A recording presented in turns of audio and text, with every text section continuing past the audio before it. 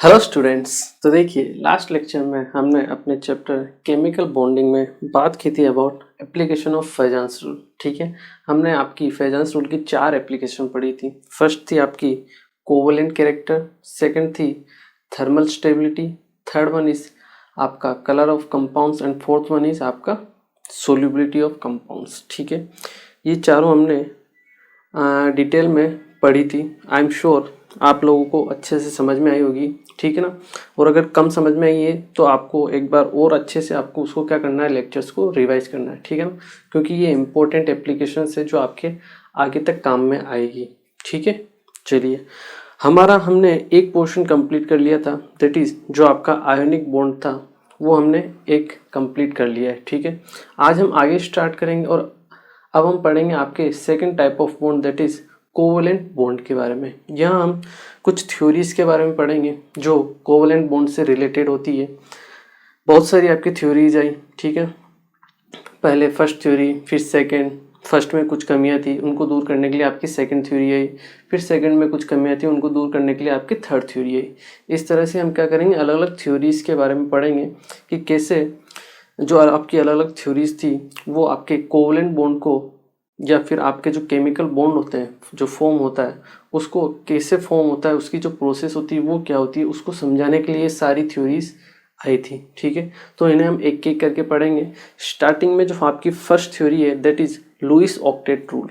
ठीक है, लुईस आपका एक साइंटिस्ट था जिसने सबसे पहले स्टार्टिंग में आपके आयोनिक बॉन्ड और कोवलेंट बॉन्ड कैसे फॉर्म होते हैं, उनके बीच में क्या प्रोसेस होती है, उसके बारे में उसने एक रूल दिया था जिसे हम बोलते हैं आपका लुईस ऑक्टेट रूल। ठीक है, तो उस रूल के अकॉर्डिंग क्या होता है कि आपका जो भी एलिमेंट है वो क्या करने की कोशिश करता है, अपने ऑक्टेट को कंप्लीट करने की कोशिश करता है। ऑक्टेट मतलब उसके जो आउटर मोस्ट शेल है उसके अंदर उसको 8 इलेक्ट्रॉन कंप्लीट होने चाहिए। ठीक है, अब वो 8 इलेक्ट्रॉन, मान लो उसके पास अगर 6 इलेक्ट्रॉन हो तो वो क्या कर सकता है, 2 इलेक्ट्रॉन्स की शेयरिंग कर सकता है किसी के साथ, या फिर 2 इलेक्ट्रॉन एक्सेप्ट कर सकता है किसी से, कैसे ना कैसे करके। और मान लो उसके पास एक्स्ट्रा इलेक्ट्रॉन हो तो वो अपने एक्स्ट्रा इलेक्ट्रॉन को डोनेट करके भी क्या कर सकता है, अपने लुईस ऑक्टेट को कंप्लीट कर सकता है। ठीक है, वो हम अभी एग्जांपल के थ्रू में अपन पढ़ेंगे भी सही। ठीक है, तो चलिए स्टार्ट करते हैं अपना topic, that is covalent bond. ठीक है, सेकंड जो आपका टॉपिक है that is covalent bond.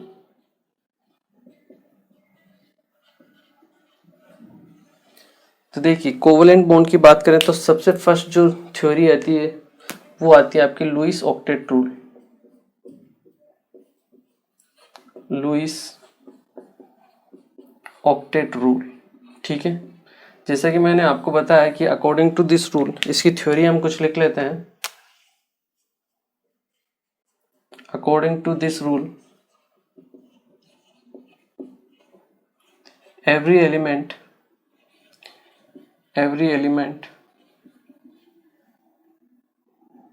element wants to complete its octet। ठीक है, क्योंकि हाइड्रोजन में आपके वैलेंस शेल में 2 ही इलेक्ट्रॉन मैक्सिमम आ सकते हैं, तो हाइड्रोजन के लिए हम इसे ड्यूप्लेट बोलते हैं। ठीक है ना, every elements want to complete its octet duplet in case of hydrogen. ठीक है, every elements want to complete its octet means there should be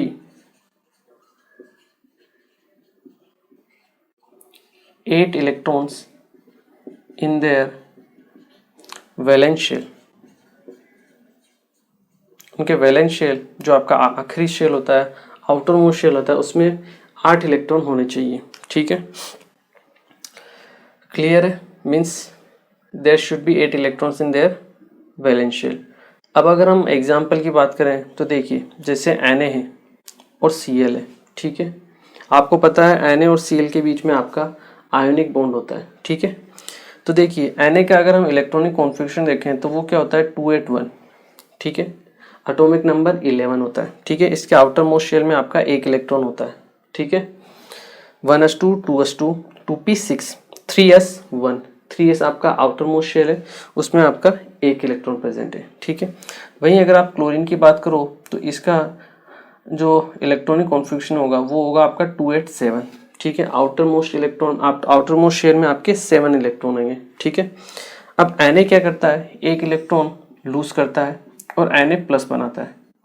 एक इलेक्ट्रॉन को क्या करता है, ये लूज करता है, ठीक है, Na प्लस फॉर्म करता है। अब इसका इलेक्ट्रॉनिक कॉन्फ़िगरेशन हो गया 2,8, एक इलेक्ट्रॉन इसने क्या किया, लूज किया। अब इसी एक इलेक्ट्रॉन को Cl जो है एक्सेप्ट करता है और आपका फॉर्म करता है आपका Cl माइनस, क्या फॉर्म करता है, Cl माइनस, ठीक है। यहाँ इसका ऑक्टेट हो जाता है 288। तो अब देखिए आउटर मोस्ट शेल में इसके भी 8 इलेक्ट्रॉन है और इसके पास भी 8 इलेक्ट्रॉन है, और आपको पता है कि दोनों के बीच में कौन सा बॉन्ड बनता है, आपका आयोनिक बॉन्ड बनता है, ठीक है। तो आपका जो लुईस ऑक्टेट रूल है ये आयोनिक और आपके कोवलेंट दोनों टाइप के बॉन्ड को रिप्रेजेंट कर सकता है, ठीक है। तो ऐसे आपको क्या करना है, यहाँ पे क्या हुई, इलेक्ट्रॉन का एक्सचेंज हुआ, एक ने लूज किया और इलेक्ट्रॉन एक ने क्या किया, गेन किया, ठीक है। तो इसी पॉइंट में आप आगे भी नोट कर सकते हो, means there should be 8 electron in their valence shell, ठीक है ना। इसी को आप आगे कंटिन्यू कर सकते हो। एंड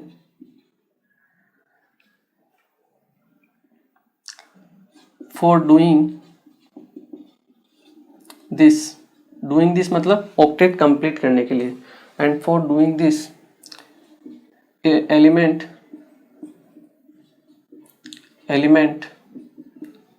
कैन डोनेट या फिर आपका शेयर और एक्सेप्ट,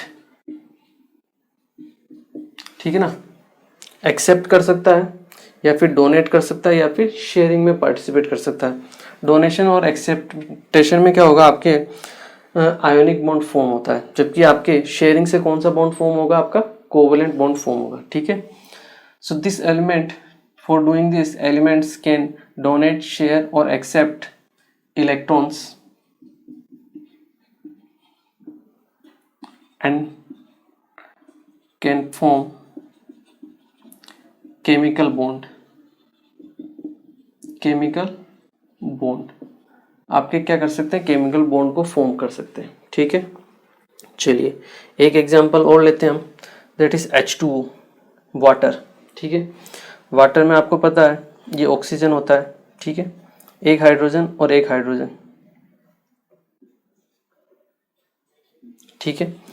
वो ऑक्सीजन के आउटर मोस्ट शेल में आपके 6 इलेक्ट्रॉन्स होते हैं, ठीक है, 1 2 3 4 5 और 6।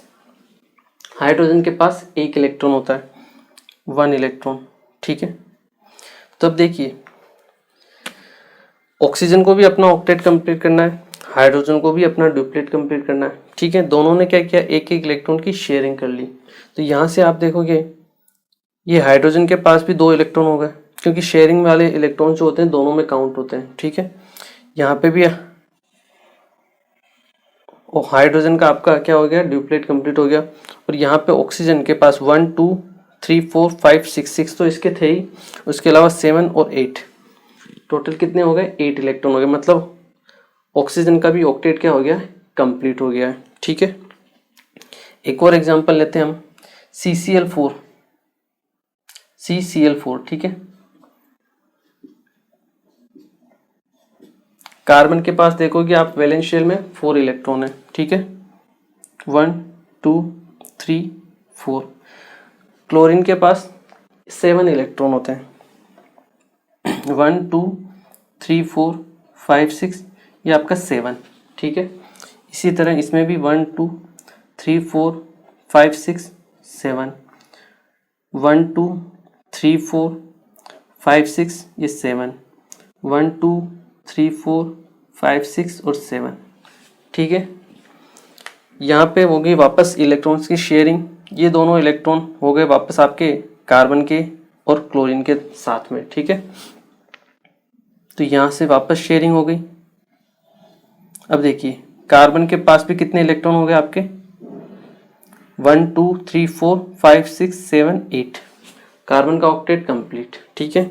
क्लोरीन की बात करें 1 2 3 4 5 6 7 और 8, क्लोरीन का ऑक्टेट भी कंप्लीट, मतलब चारों क्लोरीन के क्या हो गए, ऑक्टेट कंप्लीट हो गए। ठीक है, तो इस टाइप से आपको यहाँ जो बॉन्ड बनता है वो कौन सा बॉन्ड बनता है, आपका कोवैलेंट बॉन्ड बनता है। क्यों, क्योंकि यहाँ पे क्या हो रही है, इलेक्ट्रॉन की शेयरिंग हो रही है। क्लियर है। चलिए, ये जो स्ट्रक्चर होता है, ये जो आपके स्ट्रक्चर्स होते हैं ना, इन स्ट्रक्चर्स को हम बोलते हैं आपके लुईस डॉट स्ट्रक्चर्स। इनको हम क्या बोलते हैं, आपके लुईस डॉट स्ट्रक्चर्स। ये जो आपके स्ट्रक्चर है दोनों, इन्हें हम क्या बोलते हैं, आपका लुईस डॉट स्ट्रक्चर्स। ठीक है ना, कभी कभी आपको लुईस डॉट स्ट्रक्चर्स बनाने पड़ सकते हैं। ठीक है ना, इम्पोर्टेंट तो होते हैं वैसे, आप जैसे जैसे आगे क्लास में पढ़ते जाओगे ये बिल्कुल आपके लिए इजी हो जाएगा। ठीक है ना, फिर भी मैं आपको एक दो बना के बता देता हूँ कि कैसे हम लुईस डॉट स्ट्रक्चर्स बनाते हैं। ठीक है, चलिए, अगर हम बात करें लुईस डॉट स्ट्रक्चर में, तो देखिए अगर हम बात करें SO2 की, SO2 मतलब सल्फर डाइऑक्साइड। ठीक है, सल्फर के भी आउटर मोस्ट शेल में आपके 6 इलेक्ट्रॉन है, ऑक्सीजन के पास भी आपके 6 इलेक्ट्रॉन है। ठीक है, अब इनको क्या कंप्लीट करना है, अपना ऑक्टेट। तो ऑक्टेट कंप्लीट कभी हो सकता है जब आपके यहाँ से 2 इलेक्ट्रॉन सल्फर के और यहाँ से 2 इलेक्ट्रॉन ऑक्सीजन के। ठीक है, ये क्या करे, आपस में बॉन्डिंग बने। ठीक है, सेम इसी तरीके से यहाँ के जो 2 ऑक्सीजन हैं सल्फर के और यहाँ पे ऑक्सीजन के 2 इलेक्ट्रॉन, ये क्या करे, आपस में बॉन्डिंग करे। मतलब ये यहाँ पे कितने इलेक्ट्रॉन की शेयरिंग होगी, 4 इलेक्ट्रॉन की शेयरिंग होगी। हमने लास्ट में देखा था कि यहाँ पे आपके 2 इलेक्ट्रॉन की ही शेयरिंग हो रही थी। ठीक है, मतलब दोनों से एक एक इलेक्ट्रॉन। अब यहाँ दोनों से आपके 2-2 इलेक्ट्रॉन की शेयरिंग होगी। ठीक है, मतलब यहाँ पे आपका डबल बॉन्ड फॉर्म होगा। अगर हम देखें इसका स्ट्रक्चर तो कैसा होगा, ये सल्फर, ये ऑक्सीजन, ये ऑक्सीजन। ठीक है, क्योंकि यहाँ पे आपके 4 इलेक्ट्रॉन की शेयरिंग हो रही है, इसलिए यहाँ पे आपका बनेगा डबल बॉन्ड। यहाँ पे भी आपका क्या बनेगा, डबल बॉन्ड। ठीक है, मान लो यहाँ पे अगर 6 इलेक्ट्रॉन की शेयरिंग हो रही होती तो ट्रिपल बॉन्ड बनता। बिल्कुल सही। ठीक है ना, तो आपके सिंगल बॉन्ड, डबल बॉन्ड और ट्रिपल बॉन्ड तीनों टाइप के बॉन्ड बनते हैं। डिपेंड करता है कितने इलेक्ट्रॉन की शेयरिंग हो रही है। 2 इलेक्ट्रॉन की शेयरिंग हो रही है तो सिंगल बॉन्ड, 4 इलेक्ट्रॉन की शेयरिंग हो रही है तो आपके डबल बॉन्ड, और 6 इलेक्ट्रॉन्स आपके शेयरिंग में पार्टिसिपेट कर रहे हैं, मतलब दोनों के 3-3, तो आपके ट्रिपल बॉन्ड बनेगा। क्लियर है। चलिए, ये वाला जो इलेक्ट्रॉन है, जो आपके 2 इलेक्ट्रॉन है, ये बच गए हैं। ठीक है, ये आपके शेयरिंग में पार्टिसिपेशन इन्होंने नहीं किया है। ठीक है, ये 2 इलेक्ट्रॉन बच गए। ठीक है, इन इलेक्ट्रॉन को हम बोलते हैं आपका लोन पेयर। क्या बोलते हैं हम, लोन पेयर। ठीक है, लोन पेयर बोलो या फिर आप इसे इलेक्ट्रॉन पेयर भी बोल सकते हो, इलेक्ट्रॉन पेयर। ठीक है, और ये जो आपके बॉन्ड बनते हैं, ठीक है ना, इनमें जो आपके ये जो बॉन्ड है, ठीक है, यहाँ पे जो इलेक्ट्रॉन पार्टिसिपेट कर रहे हैं, ठीक है, इन्हें हम बोलते हैं आपका बॉन्ड पेयर। क्या बोलते हैं, बॉन्ड पेयर। क्यों, क्योंकि इनसे क्या हो रहा है, आपका बॉन्ड बन रहा है। ठीक है, इसलिए हम इन्हें क्या बोलते हैं, आपका बॉन्ड पेयर। और इसे हम क्या बोलते हैं, आपका जो पार्टिसिपेट नहीं करता है बॉन्डिंग में, जो बच जाता है, उसे हम क्या बोलते हैं, आपका लोन पेयर। ठीक है, चलिए, तो Lewis dot structure I think आप लोगों को पता चल गया होगा। आप लोगों को क्या करना है, अगर आपको लुईस डॉट स्ट्रक्चर बनाए तो सबसे पहले ऑक्टेट कंप्लीट करना है। ठीक है, ये इंपॉर्टेंट चीज़ है। जैसे हम बात करें CO, एक एग्जांपल और लेते हैं हम, CO कार्बन मोनोऑक्साइड।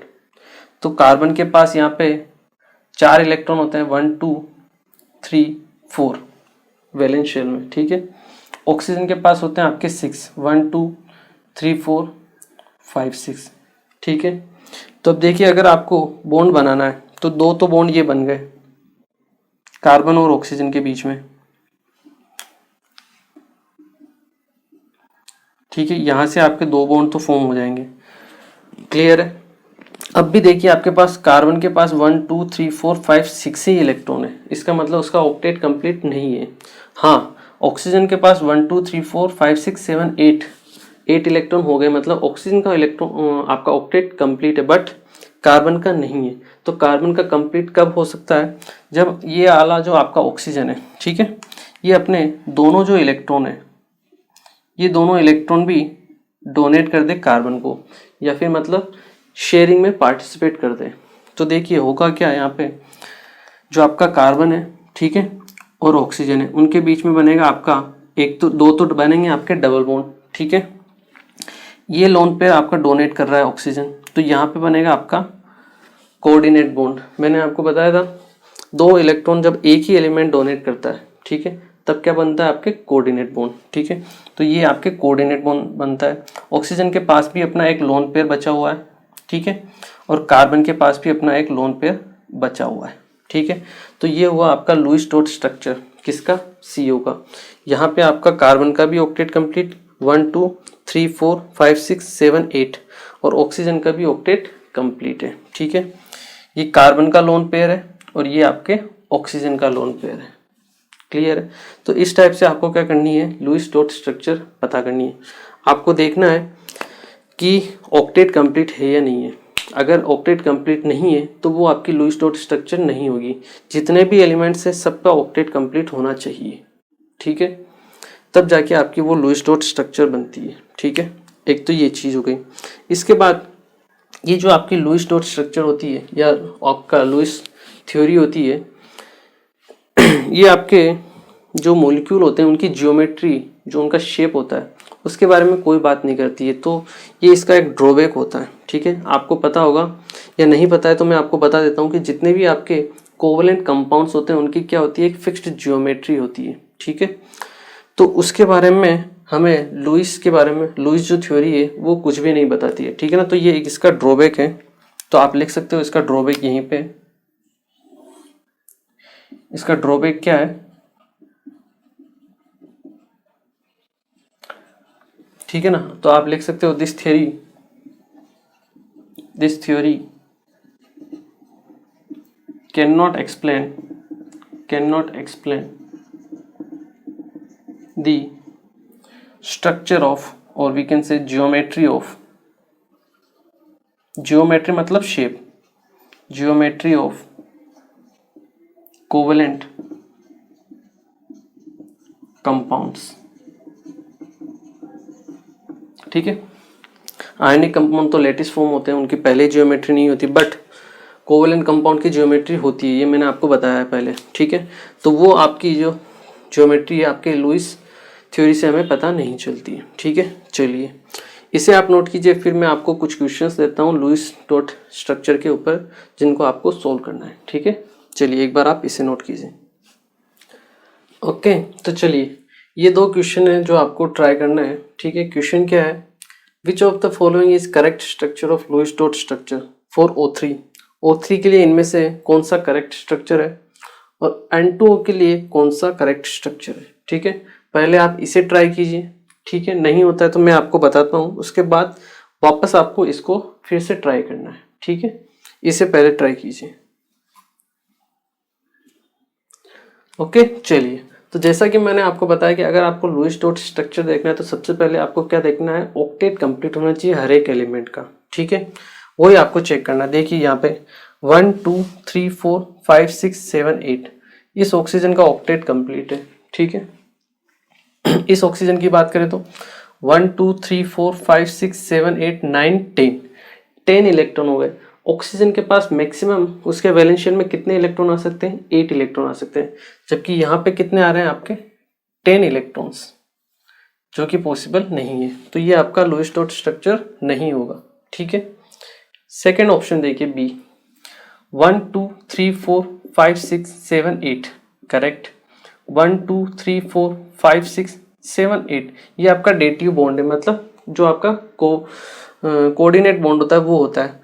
तो दो इलेक्ट्रॉन है, दोनों में काउंट होंगे ये, इस ऑक्सीजन में और इस ऑक्सीजन में भी। तो 1 2 3 4 5 6 और 7 8 इसका भी ऑक्टेट कंप्लीट। यहाँ देखिए 1 2 3 4 5 6 7 8 यहाँ पे भी ऑक्टेट क्या है, कंप्लीट। तो आपका एक आंसर तो क्या रहेगा, बी, ठीक है। नेक्स्ट ऑप्शन देख लेते हैं। इस ऑक्सीजन के लिए 1 2 3 4 5 6 7 8 यहाँ कंप्लीट है, ठीक है। इस ऑक्सीजन के लिए देखिए 1 2 3 4 5 6 7 8 8 ऑक्सीजन है, कंप्लीट है, ये भी सही है। यहाँ देखें 1 2 3 4 5 6 और 7 8 बिल्कुल सही है। आपको लुईस डॉट स्ट्रक्चर को काउंट करते समय चार्ज नहीं देखना है, ठीक है ना, चार्ज नहीं देखना, आपको कितने बॉन्ड है और कितने लोन पेयर उनको काउंट कर लेना है, ठीक है। सबकी कंप्लीट है तो ये आपका लुईस डॉट स्ट्रक्चर रहेगा। फिर भी अगर आपको चार्ज के लिए भी देखना है तो मैं आपको बता देता हूँ। यहाँ देखिए ऑक्सीजन के पास होते हैं 6 इलेक्ट्रॉन आउटर मोस्ट शेल में, प्लस चार्ज में मतलब उसने 1 इलेक्ट्रॉन लूज कर दिया है, मतलब उसके पास कितने बचे 5, मतलब वो आप 5 बॉन्ड ही बना सकता है, ठीक है।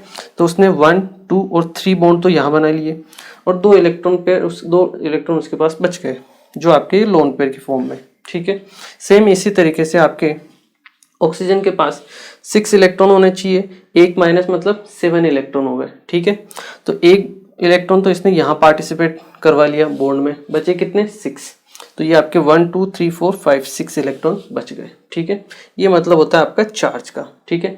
और वैसे भी ये जो आपका डेटिव बॉन्ड होता है, डेटिव बॉन्ड को हम रिप्लेस कर सकते हैं किससे, प्लस और माइनस चार्ज से, ठीक है ना। तो ये भी आपका सही है। यहाँ हम देखें चार्ज को कंसिडर ही मत करो, ठीक है ना, और करना है तो भी कर लो, कोई दिक्कत नहीं है, बट कंसिडर ही मत करो, आपका ऑक्टेट देख लो आप, ठीक है। यहाँ देखिए 1 2 3 4 5 6 7 8 9 10 इलेक्ट्रॉन हो गए, तो ये आपका कंप्लीट नहीं होगा। यहाँ पे भी कितने आपके 10 इलेक्ट्रॉन है, तो आपके करेक्ट आंसर है बी और सी, ठीक है। अब ये क्वेश्चन जिसको नहीं हुआ है वो दोबारा वीडियो को पॉज करो और फिर से ट्राई करो, ठीक है ना, कोई दिक्कत नहीं। ओके चलिए यहाँ देखते हैं नाइट्रोजन के पास उसके वैलेंस शेल में 5 इलेक्ट्रॉन होते हैं, ठीक है, ये चीज़ आपको ध्यान रखनी है। ऑक्टेट देखना अपने को 1 2 3 4 5 6 इलेक्ट्रॉन ही है आपके पास, ऑक्टेट कंप्लीट नहीं है, ठीक है। यहाँ देखिए 1 2 3 4 5 6 7 8 ऑक्टेट कंप्लीट, 1 2 3 4 5 6 7 8 इसका भी ऑक्टेट कंप्लीट, 1 2 3 4 5 6 7 8 इस ऑक्सीजन का भी ऑक्टेट कंप्लीट। ये आपका करेक्ट आंसर है, ठीक है। चार्ज का फंडा सेम ही है जो मैंने आपको यहाँ बताया था, ठीक है। यहाँ पे देखिए 1 2 3 4 5 6 7 8 कंप्लीट, 1 2 3 4 5 6 7 8 9 10 इलेक्ट्रॉन पॉसिबल है क्या, नहीं है, इसलिए आपका लुईस डॉट स्ट्रक्चर नहीं होगा, ठीक है। चलिए यहाँ देखिए 1 2 3 4 5 6 ही इलेक्ट्रॉन है, तो ये भी आपका नहीं होगा। आपका करेक्ट आंसर क्या होगा, ऑप्शन नंबर बी, ठीक है। तो आई एम श्योर अब आप लोगों को समझ में आ गया होगा कि कैसे हम लुईस डॉट स्ट्रक्चर को बनाते हैं या फिर कैसे पहचानते हैं, ठीक है। चलिए इसके आप नोट कीजिए। फिर हम बात करते हैं फॉर्मल चार्ज के लिए, ठीक है ना। फॉर्मल चार्ज के जरिए भी ये जो स्ट्रक्चर्स होती है इनको हम अलग अलग रेजोनेटिंग स्ट्रक्चर्स बोलते हैं। क्या बोलते हैं, अलग अलग रेजोनेटिंग स्ट्रक्चर्स, ठीक है, जो आपके स्टेबिलिटी, किसी भी कंपाउंड की स्टेबिलिटी के लिए इम्पोर्टेंट होती है, ठीक है ना। जिस कंपाउंड के लिए रेजोनेटिंग स्ट्रक्चर ज़्यादा स्टेबल होगी वो कंपाउंड आपका उतना ही ज़्यादा क्या होगा, स्टेबल होगा, ठीक है। तो हम इन स्ट्रक्चर्स के जरिए किसी भी कंपाउंड की स्टेबिलिटी को भी बता सकते हैं, ठीक है, वो भी हम देखेंगे, ठीक है। और स्टेबिलिटी को बताने के लिए आप एक और फैक्टर काम में लेते हो जो होता है आपका फॉर्मल चार्ज, ठीक है। उसके जरिए भी हम क्या कर सकते हैं, फॉर्मल चार्ज मतलब वही है, आपका प्लस है, ये आपका माइनस है, इनको हम बोलते हैं फॉर्मल चार्ज, ठीक है। तो ये किसके ऊपर प्लस आता है, किसके ऊपर माइनस आता है, वो अपने को कैलकुलेट करना रहता है, ठीक है, और उसकी वैल्यू, ठीक है, इसे आप नोट कीजिए, फिर हम उसको कैलकुलेट करते हैं। चलिए अब हम बात करते हैं आपके फॉर्मल चार्ज के बारे में, ठीक है ना, कि फॉर्मल चार्ज क्या होता है। सिंपल सा कॉन्सेप्ट होता है ये, जिसके बेसिस पे हम क्या कर सकते हैं, आपके जो अलग अलग स्ट्रक्चर्स होते हैं उनकी स्टेबिलिटी का कंपैरिजन कर सकते हैं, ठीक है ना। चलिए बात करते हैं अपने next topic, that is formal charge.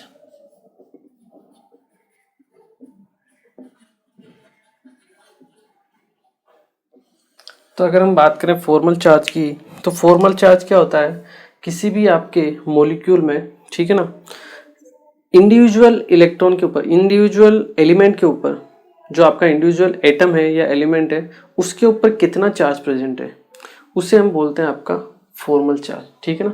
Definition के ऊपर मत जाना आप, ठीक है ना, फिर मैं आपको एग्जांपल से इसको और क्लियर करता हूँ, ठीक है ना। तो हम सिंपल सी डेफिनेशन लिख सकते हैं, the charge present the individual charge present on an atom in a molecule, उसे हम क्या बोलते हैं, फॉर्मल चार्ज बोलते हैं। ठीक है, देखिए एग्जांपल से हम इसको समझते हैं और इसको कैलकुलेट कैसे करते हैं, उसका एक फॉर्मूला होता है, वो मैं आपको बताता हूँ। अगर आपको फॉर्मल चार्ज का फॉर्मूला होता है V माइनस, V होते हैं आपके number of electrons in valence shell, ठीक है, माइनस 2 इंटू लोन पेयर, कितने लोन पेयर प्रेजेंट है, ठीक है, माइनस बॉन्ड पेयर। ठीक है, ये सिंपल सा फॉर्मूला होता है जिससे हम क्या कर सकते हैं, आपके फॉर्मल चार्ज को कैलकुलेट कर सकते हैं। ठीक है, एक एग्जांपल देखते हैं तब आपको अच्छे से समझ में आएगा। जैसे हम बात करते हैं O3 ओजोन के लिए। ठीक है, इसका स्ट्रक्चर देखिए कैसा होता है, O डबल बॉन्ड O, ये आपका O। ठीक है,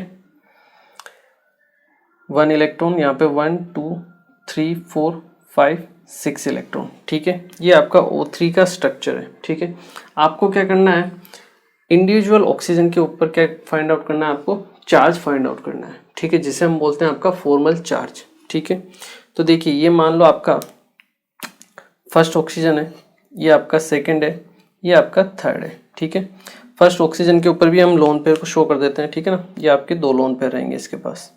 ठीक है ना, जरूरी नहीं कि हर बार आपको लोन पेयर शो किए जाए, क्वेश्चन में कभी कभी लोन पेयर शो नहीं किए जाते हैं। ठीक है ना, तो आपको बचे हुए 8 इलेक्ट्रॉन में से कितने पार्टिसिपेट कर लिए, जितने बचे हुए हैं उसके हिसाब से आपको लोन पेयर भी लिखना पड़ता है वहाँ पे। ठीक है ना, मतलब कंसिडर करना पड़ता है। ठीक है, ये आपका फर्स्ट हुआ, ये आपका सेकंड और थर्ड। ठीक है, हम बात करते हैं O1 के लिए, ऑक्सीजन फर्स्ट वाले के लिए। तो देखिए number of electron in valence shell, oxygen के वैलेंस शेल में कितने इलेक्ट्रॉन होते हैं, 6। ठीक है, 6 माइनस 2 इंटू लोन पेयर, यहाँ लोन पेयर कितने हैं, 1 और 2, तो 2 इंटू 2।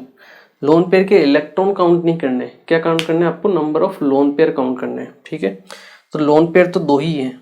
ठीक है, इलेक्ट्रॉन है 2 इंटू लोन पेयर। ठीक है, तो इलेक्ट्रॉन काउंट नहीं करने, लोन पेयर काउंट करने हैं। ठीक है, या फिर इसको टर्म को आप ऐसे भी रिप्लेस कर सकते हो कि number of electrons, number of lone pair electrons. ठीक है, तो वहां पे आपके 4 हो जाएगा। ठीक है, माइनस बॉन्ड पेयर, ये कितने बॉन्ड बना रहा है ऑक्सीजन, 1 और 2, 2 बॉन्ड बना रहा है तो 2 बॉन्ड पेयर। ठीक है, जितने बॉन्ड बनाता है उतने बॉन्ड पेयर। ठीक है, चलिए तो 6 माइनस 4 माइनस 2, ये हुआ 0, मतलब यहाँ पे इस वाले ऑक्सीजन पे चार्ज कितना है, 0 है। ठीक है, सेकंड बात करते हैं O2 के लिए, जो सेकंड नंबर वाला है ऑक्सीजन है। ठीक है, उसके लिए बात करते हैं।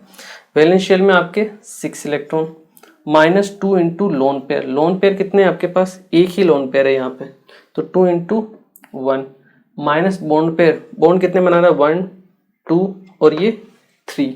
ठीक है, 3, तो 6 माइनस 2 माइनस 3, ये हुआ आपके पास +1, कितना बचा आपके पास, +1, मतलब इस ऑक्सीजन पे कितना चार्ज है, फॉर्मल +1 चार्ज है। ठीक है, बात करते हैं O3 के लिए, वो क्या होगा, 6 माइनस 2 इंटू लोन पेयर, कितने हैं, 1 2 3 इंटू 3, माइनस बॉन्ड पेयर, कितने बॉन्ड बना रहा है, एक ही बॉन्ड बना रहा है, तो यहाँ पे आएगा -1, मतलब इस वाले ऑक्सीजन फॉर्मल चार्ज कितना है आपका, -1 है। ठीक है, मैंने आपको अभी थोड़ी देर पहले बताया था कि हम कोऑर्डिनेट बॉन्ड के ऊपर इसे हटा के प्लस और माइनस भी शो कर सकते हैं। ठीक है ना, तो इसका जो एक्चुअल चार्ज होगा, अगर चार्ज के रूप में हम स्ट्रक्चर शो करें, ठीक है, 1 2 3 4 5 6 1 2, ये होगा प्लस और ये होगा माइनस, ये हो जाएगा आपका इसका एक्चुअल स्ट्रक्चर। ठीक है, लुईस डॉट स्ट्रक्चर, ये भी सही है, ये भी सही है आपका। हमने क्या किया, केवल इस कोऑर्डिनेट बॉन्ड को किससे रिप्लेस कर दिया, प्लस और माइनस चार्ज से। ये मतलब डोनेट किया इसलिए इसके ऊपर प्लस, इसने ऑक्सीजन ने क्या किया, एक्सेप्ट किया इसलिए इसके ऊपर माइनस। ठीक है, तो ये चार्ज हुआ आपके यहाँ से आता है। ठीक है, एक चीज़ तो ये हुई। दूसरी चीज़ कि जितना भी आपका फॉर्मल चार्ज होता है उसका जो सम होता है अलग अलग स्पीसीज के ऊपर, वो सम इक्वल होता है आपके नेट चार्ज के, जो आपके जो फाइनल स्पीसीज है आपकी उसके ऊपर कितना चार्ज है, ठीक है, उसके इक्वल होता है। यहाँ पे ऑक्सीजन के ऊपर O3 जो ओजोन है उसके ऊपर नेट चार्ज कितना है, 0, ये आपका न्यूट्रल है, ठीक है। तो जब आप इनके लिए O1 O2 और O3 तीनों चार्ज का सम करोगे तो मतलब जितने भी आपके इंडिविजुअल एटम्स है उनके ऊपर जो चार्ज है उनका सम करोगे तो आंसर कितना आना चाहिए, 0 आना चाहिए, ठीक है। 0 +1 और -1 तीनों को ऐड करोगे तो क्या आएगा आंसर, 0, ठीक है। तो ये एक इंपॉर्टेंट चीज है जो आपको ध्यान रखनी है, ठीक है। तो आप यहाँ लिख सकते हो नोट डाल के कि दी सम ऑफ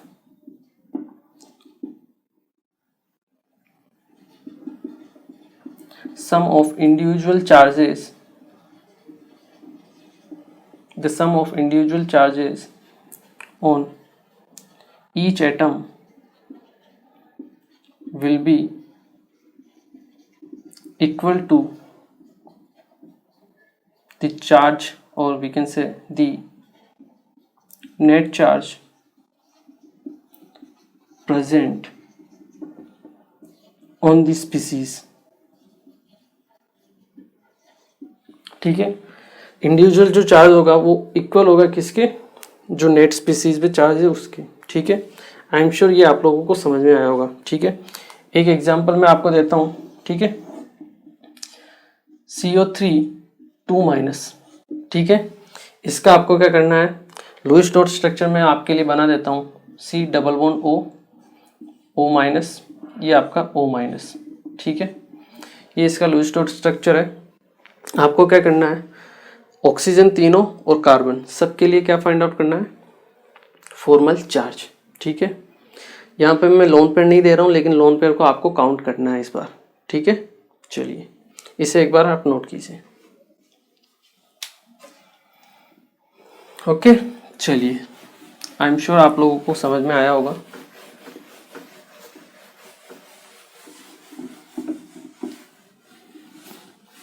देखिए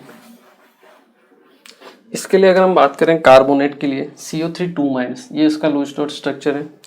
लोन पेयर में आपको बता देता हूँ, ठीक है। ऑक्सीजन पे कितने वैलेंस शेल में इलेक्ट्रॉन होते हैं, 6, एक माइनस चार्ज है मतलब 7 इलेक्ट्रॉन हो गए, ठीक है। 7 इलेक्ट्रॉन में से एक इलेक्ट्रॉन तो इसने कार्बन के साथ बॉन्ड बनाने में शेयरिंग में डाल दिया, कितने बचे, 6।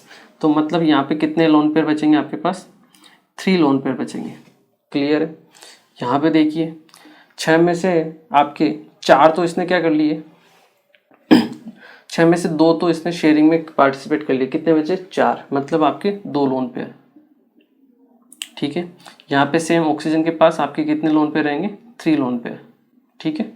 चलिए क्लियर है। अब देखिए अब हम क्या करते हैं, इंडिविजुअल चार्ज फाइंड आउट करते हैं। ये मान लो आपका फर्स्ट ऑक्सीजन है, ये आपका सेकंड ऑक्सीजन, ये आपका थर्ड ऑक्सीजन, ठीक है।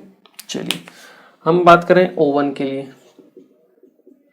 वही वैलेंस शेल में कितने इलेक्ट्रॉन, 6 -2 इंटू लोन पेयर कितने, 2 माइनस बॉन्ड पेयर, इसमें कितने बॉन्ड बना रहा है, 2, तो इसके ऊपर नेट चार्ज हो गया 0, क्लियर है।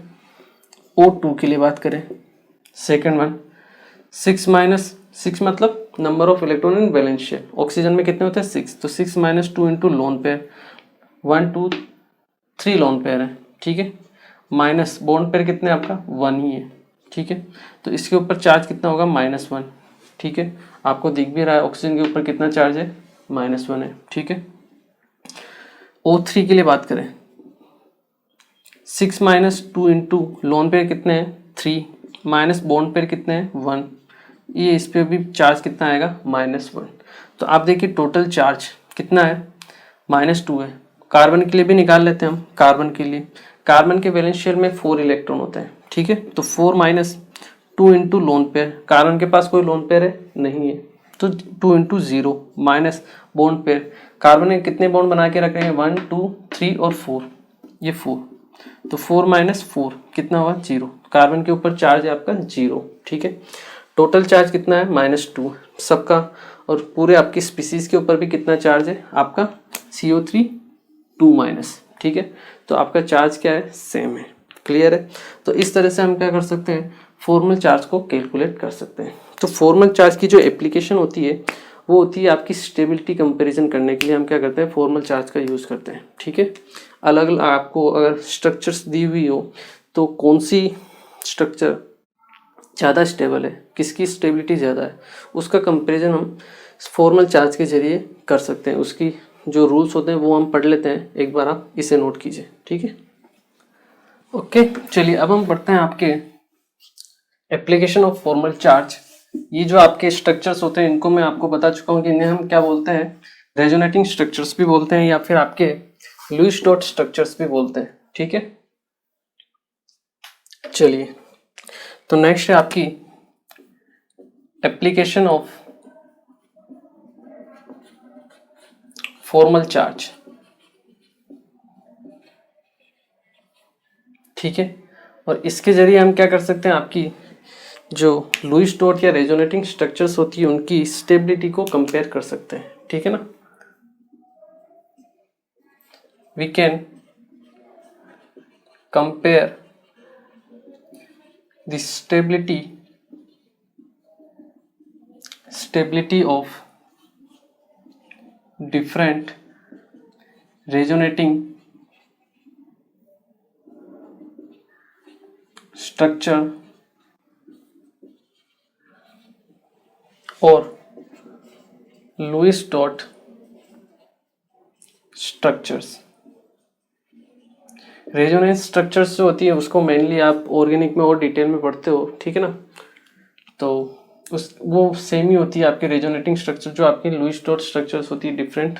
ठीक है, तो इसके कुछ रूल्स होते हैं। ठीक है ना, जो मैं आपको बता देता हूँ कि कैसे हम अलग अलग जो स्पीसीज होती है उनके लिए क्या करते हैं, स्टेबिलिटी को कंपेयर करते हैं। ठीक है ना, अलग अलग जो स्ट्रक्चर्स होते हैं उसमें फर्स्ट रूल तो क्या है कि हर एक स्पीसीज का आपका क्या होना चाहिए, ऑक्टेट कंप्लीट होना चाहिए। सबसे पहले तो आपको यही देखना है, जिस ऑप्शन में आपका ऑक्टेट कंप्लीट नहीं है उसकी स्टेबिलिटी क्या होगी, सबसे कम होगी। ठीक है, हर एक एलिमेंट का क्या होना चाहिए, आपका ऑक्टेट कंप्लीट होना चाहिए। ठीक है, फर्स्ट रूल क्या है, the octet should be completed for every element.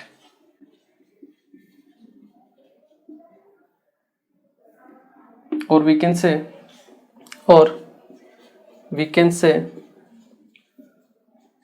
that the species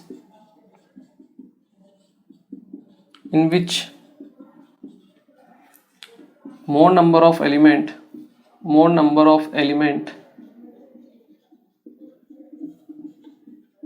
have completed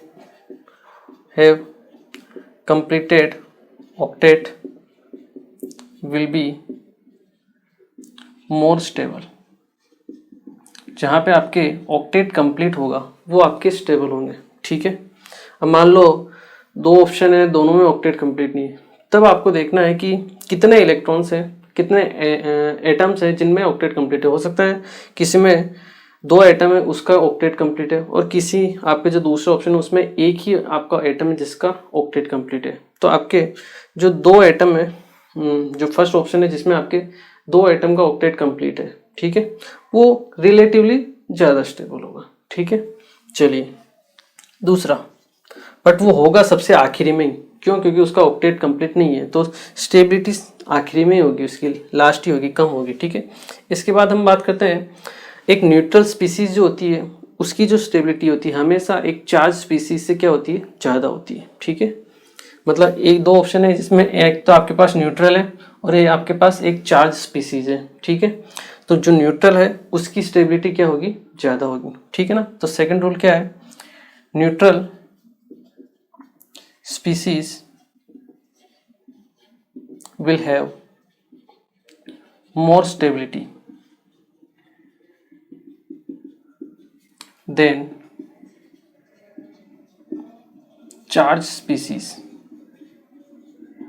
ठीक है, न्यूट्रल की स्टेबिलिटी ज़्यादा होगी आपके चार्ज स्पीसीज से। ठीक है, तीसरी बात अगर हम बात करें, जो नेगेटिव चार्ज है वो अगर मोर इलेक्ट्रोनेगेटिव एलिमेंट के ऊपर है, ठीक है, तो वो ज़्यादा स्टेबल होता है, ठीक है, क्योंकि मोर इलेक्ट्रोनेगेटिव एटम है, इसका मतलब उसकी इलेक्ट्रोनेगेटिविटी ज़्यादा है, तो मतलब वो माइनस चार्ज को क्या कर सकता है, इजीली अकोमोडेट कर सकता है, ठीक है।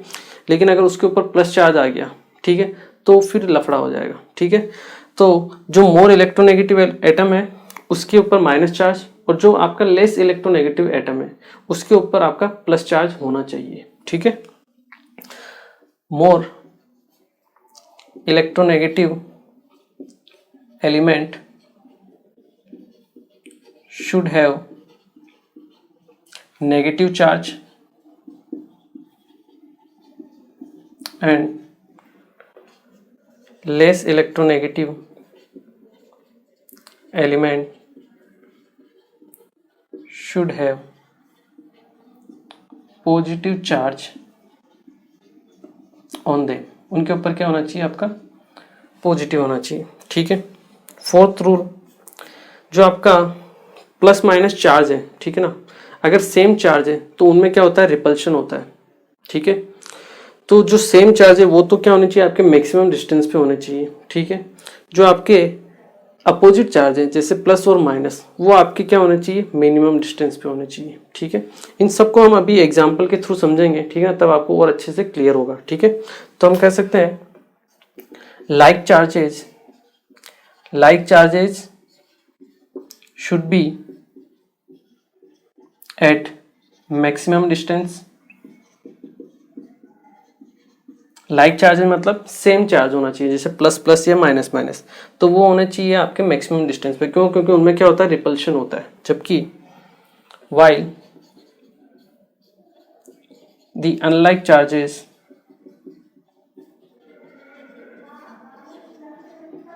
Should be at minimum distance, वो क्या होने चाहिए, आपके मिनिमम डिस्टेंस पे होने चाहिए। क्लियर है? चलिए, ये हैं आपके 4 रूल जो अपने को देखने हैं, ठीक है। अब हम करते हैं आपके क्वेश्चंस, और उसके बेसिस पे हम देखते हैं, इन चारों रूल्स को समझने की कोशिश करते हैं, ठीक है। एक बार आप इसे नोट कीजिए। ओके, तो चलिए अब हम क्या करते हैं, स्टेबिलिटी को समझने की कोशिश करते हैं। Which of the following question के थ्रू समझते हैं, आपको अच्छे से समझ में आएगी। Which of the following is correct Lewis dot structure of N3-, ठीक है। इनमें से कौन सा आपका करेक्ट स्ट्रक्चर होगा, ठीक है। तो देखिए यहाँ पे, देखिए ऑलरेडी आपने प्लस माइनस स्पीसीज पे लिखा हुआ है, मतलब ये आपका फॉर्मल जो चार्ज हम कैलकुलेट कर रहे थे वो ऑलरेडी दिया हुआ है, अपने को कैलकुलेट करने की जरूरत नहीं है, ठीक है। चलिए, वही अगर हमें स्टेबिलिटी पता करनी है तो देखिए हमें क्या करना पड़ेगा, अगर करेक्ट लुईस डॉट स्ट्रक्चर निकालना है तो हमें स्टेबिलिटी निकालनी पड़ेगी। देखिए स्टेबिलिटी के लिए फर्स्ट रूल, ऑक्टेट कंप्लीट होना चाहिए, ठीक है। देखिए यहाँ पे 1 2 3 4 5 6 इलेक्ट्रॉन है, आपका ऑक्टेट कंप्लीट नहीं है, ये आपका करेक्ट लुईस डॉट स्ट्रक्चर नहीं होगा, ठीक है। सेकंड देखिए 1 2 3 4 5 6, यहाँ पे भी 6 इलेक्ट्रॉन है नाइट्रोजन के पास, ऑक्टेट कंप्लीट नहीं है, ये भी करेक्ट स्ट्रक्चर नहीं होगा, आगे देखना ही नहीं है अपने को, ठीक है। यहाँ देखिए 1 2 3 4 5 6 7 8 octet complete, 1 2 3 4 5 6 7 8 octet complete, 1 2 3 4 5 6 7 8 octet complete. चलिए ये एक हो सकता है, ठीक है। आगे देखते हैं 1 2 3 4 5 6 7 8 octet complete, 1 2 3 4 5 6 7 8 octet complete, 1 2 3 4 5 6 7 8 octet complete. दो तो गलत हो गए, दोनों में आपके ऑक्टेट कंप्लीट है, ठीक है। अब चलिए, अब हम देखते हैं फॉर्मल चार्ज सबके ऊपर दिया हुआ है, ठीक है। दोनों स्ट्रक्चर भी आप देखोगे तो सेम ही है, बस डिफरेंस क्या है आपके पास कि यहाँ पे n के ऊपर -1 चार्ज है और वहाँ पे n के ऊपर -2 चार्ज है। तो देखिए यहाँ पे अगर आप देखोगे तो -2 जो चार्ज है वो सिमेट्रिकल डिस्ट्रीब्यूशन है उसका, ये प्लस है, इसके इस तरफ भी आपके माइनस है और यहाँ पे भी आपका माइनस है, मतलब जो माइनस चार्ज है, चार्ज का जो डिस्ट्रीब्यूशन है वो सिमेट्रिकल है। ऐसा नहीं कि एक स्पीसीज के ऊपर बहुत ज़्यादा चार्ज आ गया और बाकी स्पीसीज के ऊपर चार्ज ही नहीं है, ठीक है। यहाँ स्ट्रक्चर देखोगे तो आपको यही दिख रहा है कि नाइट्रोजन के ऊपर -2 चार्ज आ गया, जबकि इस नाइट्रोजन के ऊपर कोई भी चार्ज नहीं है, मतलब यहाँ पे चार्ज का जो डिस्ट्रीब्यूशन है वो क्या है, सही नहीं है, ठीक है ना, सिमेट्रिकल नहीं है। और जब आपका चार्ज का डिस्ट्रीब्यूशन सिमेट्रिकल नहीं होता है तो आपकी स्पीसीज क्या हो जाती है, आपकी रिलेटिवली कम स्टेबल हो जाती है, ठीक है। तो यहाँ पे आपका चार्ज डिस्ट्रीब्यूशन जो है वो क्या है, सिमेट्रिकल है। Here charge distribution charge distribution is symmetrical, so this will be more stable। ये क्या होगी आपके मोर स्टेबल होती। करेक्ट आंसर क्या आएगा आपका सी आएगा। ठीक है, चलिए अब हम बात करते हैं आपके सेकंड क्वेश्चन की। Which of the following is correct Lewis store structure for N2O in correct order of stability. अच्छा, यहाँ पे अपने को क्या करना है, स्टेबिलिटी का ऑर्डर निकालना है। ठीक है, करेक्ट ऑर्डर। फर्स्ट रूल अपना क्या देखते हैं, ऑक्टेट, बिल्कुल सही। 1 2 3 4 5 6 7 8 ऑक्टेट कंप्लीट। यहाँ पे भी 6 और 2 8 ऑक्टेट कंप्लीट, 6 और 2 ऑक्टेट कंप्लीट। ठीक है, यहाँ देखिए 1 2 3 4 5 6 और 2 ऑक्टेट कंप्लीट, 8 ऑक्टेट कंप्लीट, यहाँ पे भी ऑक्टेट कंप्लीट है। ठीक है, 1 2 3 4 5 6 7 8 octet complete, octet complete, octet complete, मतलब सभी में ऑक्टेट तो क्या आपका कंप्लीट है। ठीक है, तो अब कैसे निकालेंगे, अब हमें निकालना पड़ेगा फॉर्मल चार्ज। क्या निकालना पड़ेगा, फॉर्मल चार्ज। पहले तो दिया हुआ था, अभी दिया हुआ नहीं है, तो आपको क्या करना पड़ेगा, निकालना पड़ेगा। ठीक है, तो चलिए निकाल लेते हैं। नाइट्रोजन के वैलेंस शेल में कितने इलेक्ट्रॉन होते हैं, 5। तो 5 - 2 - 3, यहाँ पे कितना आएगा, 0 फॉर्मल चार्ज नाइट्रोजन के ऊपर। इस नाइट्रोजन के ऊपर देखिए 5 लोन पेयर तो है ही नहीं, बॉन्ड पेयर है 4, तो 5 - 4 ये हुआ आपके पास +1। ठीक है, इस ऑक्सीजन पे देखिए 6 माइनस लोन पेयर कितने हैं, 6। ठीक है, 3 लोन पेयर, तो 3 × 2 हो गए 6, तो 6 - 6 -1, तो यहाँ पे ऑक्सीजन पे -1 चार्ज। ठीक है, 0 +1 और -1, क्लियर है। यहाँ देखती है नाइट्रोजन के ऊपर वही आपका 5 - 6 -1 -1 यहाँ पे, तो ये हुआ -2 फॉर्मल चार्ज। ठीक है ना, अगर आपको दिक्कत है तो आप आराम से सोल्व कर लीजिए। ठीक है ना, इजीली तरीके से आप कर सकते हो। यहाँ पे देखिए कोई लोन पेयर नहीं है, 5 - 4 ये हुआ +1। ठीक है, यहाँ पे आप देखिए यहाँ पे -2 आएगा ना, 5 - 2 into number of lone pair that is 6, तो 5 - 6 माइनस बॉन्ड पेयर। ठीक है, -2 आया। ठीक है, यहाँ देखिए 6 ऑक्सीजन में 6 वैलेंस शेल में इलेक्ट्रॉन होते हैं, 6 - 2 लोन पेयर के काउंट हो गए, तो 4 में से 3 गए, तो आपके पास बचा +1। ठीक है, चलिए आगे देखते हैं। यहाँ पे इस नाइट्रोजन पे 5 - 4 कितना बचा, 1 - 2 ये हुआ -1। ठीक है, इस नाइट्रोजन के पास कोई लोन पेयर नहीं है, तो 5 - चारों बॉन्ड पेयर दैट इज +1। ठीक है, यहाँ पे देखिए 6 - 4 कितना बचा, 2, और 2 - 2 ये हुआ 0। ठीक है, चलिए अब देखिए हम बात करें, यहाँ पे ऑक्सीजन के ऊपर माइनस चार्ज है, यहाँ पे ऑक्सीजन के ऊपर प्लस चार्ज है।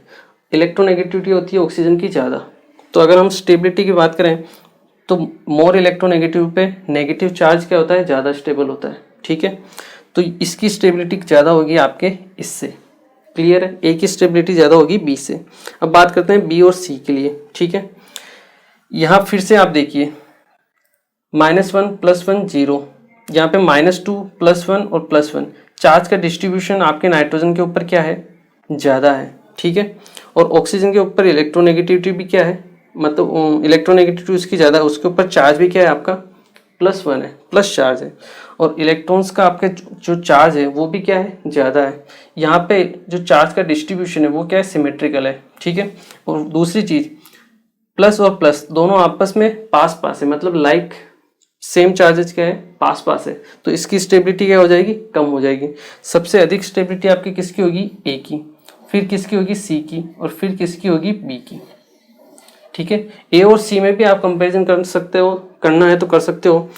स्ट्रक्चर आपकी देखिए इसके ऊपर भी प्लस चार्ज है और यहाँ पे भी ऑक्सीजन के ऊपर माइनस चार्ज है। ठीक है, डिफरेंस कितना है कि यहाँ पे जो मोर इलेक्ट्रोनेगेटिव है उसके ऊपर 0 चार्ज है, जबकि यहाँ पे ऑक्सीजन के ऊपर मोर इलेक्ट्रोनेगेटिव है उसके ऊपर माइनस चार्ज है।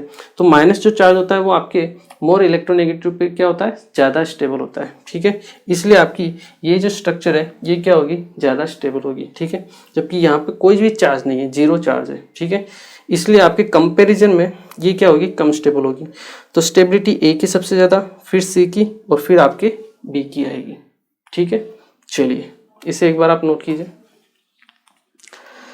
ओके, तो चलिए आज के लेक्चर में हमने बेसिकली बात की कोवेलेंट बॉन्ड के बारे में। मतलब कोवेलेंट थ्योरी हम पढ़ रहे हैं, उसमें जो फर्स्ट थ्योरी आपकी वो है आपकी लुईस डॉट थ्योरी। ठीक है, कैसे लुईस ने आपकी केमिकल बॉन्ड फॉर्म होते हैं उनके लिए जो ऑक्टेट रूल दिया था वो हमने देखा।